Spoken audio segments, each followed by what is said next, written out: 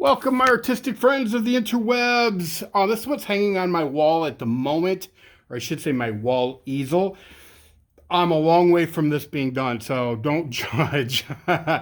I'm trying some different things, and well, hopefully it works out. So this is a large diptych, two panels. Each panel is 36 by 48. So yeah, it's gonna take up some wall space. Having said that, go big or go home, right?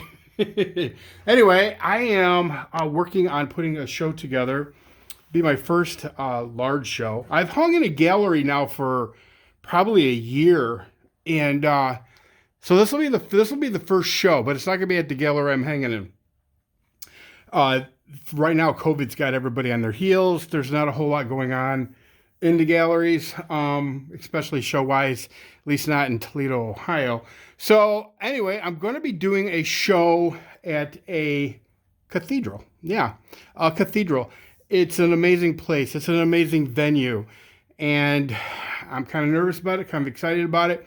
Anyway, I met today with the director of the of the facility of the cathedral, and we were just talking, and he asked me a little bit of well, he asked me about myself. He asked me what influences I had, and just all kinds of stuff. But I did want to talk about artistic influences because I know I've mentioned it in other videos, but I got to be honest with you. There's just really a few artists that came before me that have really left an impact on me. I'm trying to, I take a little bit from everybody. I always say don't reinvent the wheel, but take a little bit from everybody and try to come up with something that is uniquely yours. And that's what I think I've pretty much done with my angels paintings.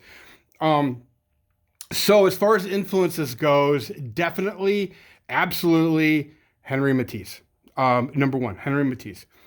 And the thing about Henri Matisse is that, Toledo's Museum of Art has a few really good representations of his work. But I liked Matisse in the later years when he was pretty much disabled, when he was reinventing himself with a pair of scissors and crepe paper. That Matisse, those one-dimensional figures that he came up with from a hospital bed. I just, after having a historic career in the arts, to completely change his game up and stay not only relevant, but to influence for future artists. I don't remember when he died, but he was dead long before I was born. So Henri Matisse is definitely his one-dimensional cutouts, definitely huge impact on my life as far as an artist go. Another one is Marc Chagall. Look, Marc Chagall is one of my all-time favorites. I mean, flat out, one of my all-time favorite artists is Marc Chagall. He's a Russian guy. If you don't know who he is, you should really look him up. I would be kind of shocked if you didn't know who he was, but I guess there are people who don't. There's the Toledo Museum of Art has two Chagalls. Both of them are works on paper, and they rarely ever bring them out of the vault, which is really too bad. Museums, they collect their works on papers, and then it's like pulling hen's teeth just to kind of take a look at them. But Marc Chagall is all that in a bag of chips, to say the least. Now, some of my angels, very few of them, are heavily influenced by Chagall. Chagall did a lot of religious stuff. And he, to be honest with you, at the time, all of his contemporaries told him, Mark, stay away from that whole religious thing. It'll destroy your career. Well, not only did it not destroy his career, but I think it really added to it. I mean, it really did. He had a long career. Yeah, Marc Chagall. Marc Chagall. Another huge influence on me is Jean-Michel Basquiat. And I know a lot of people are like, what are you talking about? He was an urban African-American in New York in the 1980s. But he took what was street art, which was tagging, which was painting the sides of buildings. He took that to a canvas and did some amazing things. I was just telling somebody today that he is, as far as American painters goes, nobody has gotten more at auction than him. Now he's passed away, but no work has ever sold for more at auction than Jean-Michel Basquiat. Another huge influence on me, I would say, would be Jackson Pollock. Although, and if you followed me at all, I've done a couple of Jackson Pollock inspired pieces. I did try to make them my own, though. I didn't do it exactly like Jackson would have done it. But they're definitely, it doesn't, you can look at them and you go, well, that's inspired by Jackson Pollock. Hey, look, I always tell people I love his work. I couldn't afford to buy my own, so I had to make one. A lot harder than you would think to make a Jackson Pollock work. That is for sure. There's a lot of things that influence me as far as his work goes. One of which is, and although you see this hanging vertically, I do a lot of work still horizontal. He took it off the easel and put it on the ground, and in fact, I kind of wish I would have done that with these angels here, but I did not. And sometimes hindsight's 2020. But yeah, I should have. I should have put them on the floor, but I didn't. It is what it is. Although they're a long way from being done, so we'll see how it all works out in the end. Usually it does. So, who else is a huge influence on me? God, there is somebody else, and I cannot for the life of me. I do love Picasso, of course. And he influenced some of my stuff. But just the figure stuff, and I don't know that you've seen a lot of that, but I have done more than a few shares of that. Although angels have been ruling my life for a long time. Anyway, you guys have to let me know what you think. So I'm 53 years old. I like to say that I'm a dual citizen of Ohio and Kentucky. My father was born and raised in a place called Mockingbird Holler. And if you know anything about me, you know that I spent a lot of time there as a child, and then ended up buying several years ago my grandmother's house, which unfortunately burnt down.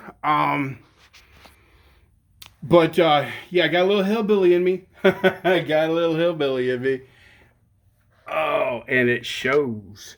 So all right, 53. I'll be 54 next month. And as far as painting goes, it's a fairly new development, and that story's been told. But I did it as a form of art therapy. A fellow artist named Nikki Blade, she got me to start doing some art as a way to handle my stress. And yeah, my mom's got dementia. I'm her primary caretaker, and art really has been a life a life ring. I think that's what it's called. It's been a life rope for me for sure, because it's very stressful. If you've ever had any dealings with dementia patients, it's rough. I mean, it's rough. I don't even know what to say about that. So I got into it as a way to handle my stress load. The angels thing just kind of happened one night. I can't even really explain how that happened. It just did. I started doing angels, my angel painting number one. I was telling a guy today, it's like, if you ever drove home, and then got home and realized you don't remember anything about the trip. It's like you slept the whole way. That's kind of how that painting worked out for me. It's my favorite painting. It's near and dear to my heart. But man, I got to tell you, I know exactly zero about how I managed to pull that painting off, and it's pretty amazing. But anyway, so yeah, so now I do a lot of angels. They kind of give me peace. They bring me peace. They make life a little more manageable, and hopefully they bring peace to other people. I've heard lots of people tell me that they love my angels paintings, and that they appreciate them, which is cool. All right, let me show you. I'm going to show you real quick. This is a 36 by 48 canvas. It's kind of dark back here, so I don't know how well it's going to show up if I don't break my neck. This is what I mean by Chagall inspired. Now, obviously not totally, but you see how these wings are? Chagall did tons of wings like that. This wing up here, this angel up here, is my style. And this would be Chagall style. So, yeah, it's one of my favorite paintings that I've ever done. I'm very excited about showing that. So, I'll give you guys details about the show when I know exactly what time or when it's going to start and all of that stuff. For those of you in the Toledo area that would like to come and see a large portion of my work on display, that's an opportunity for sure. I don't really know what else to say other than watch this transform into something, because right now it's not where it needs to be. Not where it needs to be. Anyway, everybody take care. See ya!